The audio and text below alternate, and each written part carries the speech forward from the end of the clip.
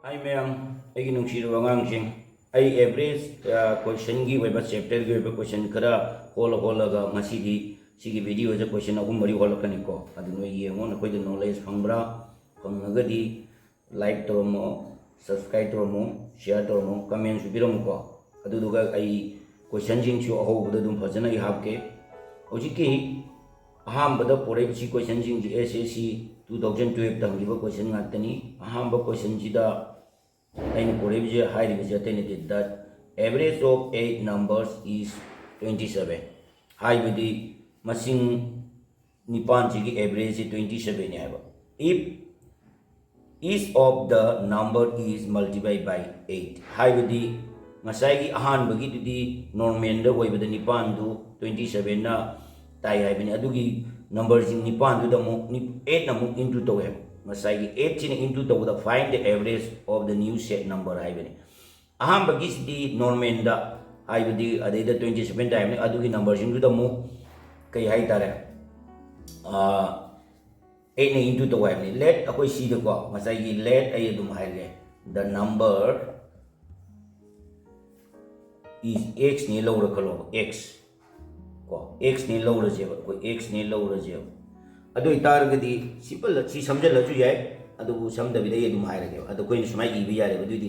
digit 8 digit haibane ba noi de dum koi na hairage 8 masing ni pal haibane x1 x2 x3 x4 see x5 plus x6 plus x7 plus x8 equal to 27 see kana gumba kharadi kumaini ige na matamda sumai dum ye x plus x1 plus x2 dot plus x8 equal to 27 si average number ki 16 gi matung in sumai ju ine ko adu ai noi de chum jan ta na ba ko ina ina quote pani si 27 le re adu itargadi magi average puthwai mi sigi masing je kya ne ni pan ne dum se dum piram 8 ne piram 8 1 2 3 4 5 6 7 8 adu itargadi sigi average 8 to kai ta di a ne into to ro 7 27 into 8 che kya tar ge ba koina sigi ge 27 into 8 che kya tar ge na hai matam da 216 ne 216 ne yes 216 tare magi average second step ta hai jate na te magi ngasai gi masing jing ji da mu 8 na puri wai ne se amamam puri lebe mauta ayu je ai hai re ge ba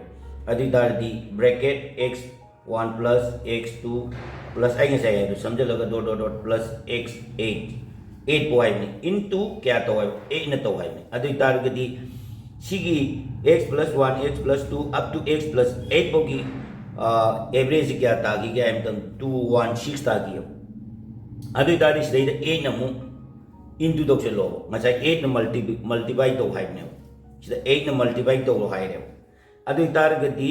8 na multiply to hai re bani na masi gi answer ji kya mu tar ge ani ji into to matam da kya tar ge 1 7 to 8 time adu tar gati masai gi 8 jaw da na leibagi average su puthwe aduga 8 in multiplication tawrakanda ngasai 8 in multiplication tawrakanda adugi new average puthwe 1728 tar adu itargadi magi total new setup average to puthwa ai adu itargadi ngasai 8 to na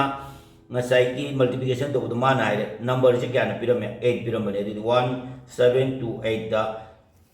8 ne divided to targadi ai adum samjala ge no yengo ai ge hana khange 216 tai sigi answer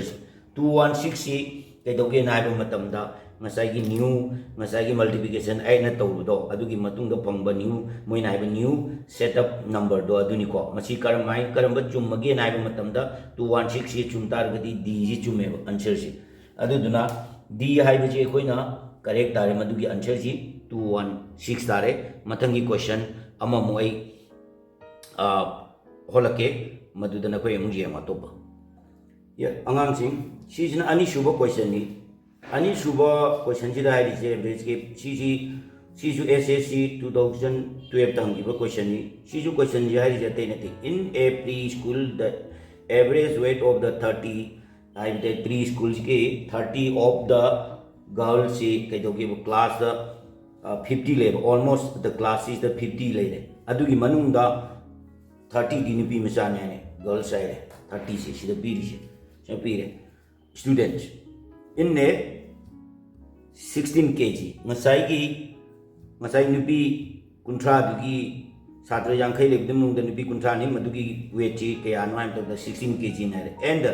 that of the remaining student in ne is 15 kg 15.5 kg ne hai ngasai ki 50 lebe manung da 30 mati 16 kg ne hai gre aduga lemori baduna moina steda nupa na koina du mairon khanbe yare aduduna 15.5 kg ne hai what is the average weight of the all student in the class hai si ji putho hai dani ai koina average weight aham gi akhang du gyan ho la si ai koina let yenga ji ko average te hai tar weight masai gi 30 girls piramado 30 weight girls 30 girls ki do chini 30 girls ki do kya targe du yeng tar adu targe di moi gi kg je kya no hai 16 kg si hai gi hai targe de koina kumai puto ka de kya hai matam da moi gi average je 30 into 16 adu tadi ani into to targe di kya targe bu total weight che kya targe bu total से क्या तार गया है मतलब दा 30 into 16 di क्या तार है 480 kg तार है मसाई नबी मसा जिंदो मधुगी तो मत अदु इता दे मान है मसाई की स्ट्रेंथ जे क्या नु पिरामिड 50 जे मसाई की सिमिलर अदुमाइना रिमेनिंग जे पुतो क्या तार गदी कोई रिमेनिंग स्टूडेंट दो पुतो क्या तार गदी मसाई की remaining student do puto kya hai tar gadi akoina kai do gada gam tan magi strength piram ji 50 ne 50 du da ngasai ki 30 ji nupi macha ne adu tar gadi ani ji minus do ki tar di 20 ne ngasai ki remaining every student 20 ji ki akoina puto kya hai tar gadi magi le mori ba student du gi weight na kya no hai matan 15.5 kg hai ne adu de le mo du 20 wi tar gadi 20 into 15.5 kg je koi into toro si kya tar ge hai ta di kya tar ge kya tar adu tar ge di ani si into towa akoi ni into tok tar ge di 20 plus 15.5 kg je into tok tar ge di kya tar ge na hai ba matam da 310 type ko 310 type ngasai ki 30 into 16 की multiplication जब 480 type को सी 480 होई गदमनी आइनी इबद सोई grey 480 होई गदबनी अदु तारगदी खंगे Masai total strength जे खंगे 30 दुजु खंगे अदले मोरिबा 20 दुगी strength जु average मोगी जे खंगे अदु तादी एकोइन खंगबा एवरेज तो पुतो के है तारगदी मसाई की अनि जे कोइन प्लस तो रो के है तारे 30 का 20 दुगी स्ट्रेंथ जे प्लस तो रो अदु दई द मसाई स्ट्रेंथ दु डिवाइड तो रो अदु तादी क्या तारे 480 अहम बजे 480 नि सेकंड की जे क्या नो 310 नि अदु तादी एवरेज पुतो क्या तादी मसाई स्ट्रेंथ 50 दुना डिवाइड तो रो अदु तादी मथक की अनि जे प्लस तो तार गदी क्या तोर तार गया हम तम दई समझ लगे 790 तारे मका की सिने 50 ले रे अदि 00 कट तो करो अदि 79 by 5 तारे असी डिवाइड तो मतम दा नुए दुम येंगो आइना डिवाइड तो रे 15.8 kg ताए सो अदुना हाइरिबा अंक सी